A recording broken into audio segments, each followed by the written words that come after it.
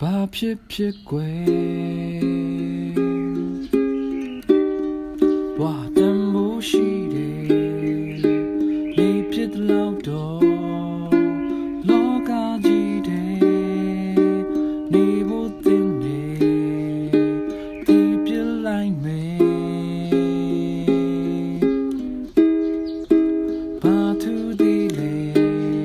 ဒီလိုမင်းတွေ့နေစဉ်းစားနေငယ်ချင်းရဲ့ဘယ်နေမှန်းစေဘယ်သူမှမသိတဲ့လူတိုင်းတနေ့တော့လမ်းခွဲရမယ်သူစံနေတကယ်တမ်းတွေ့ရင်ဝါ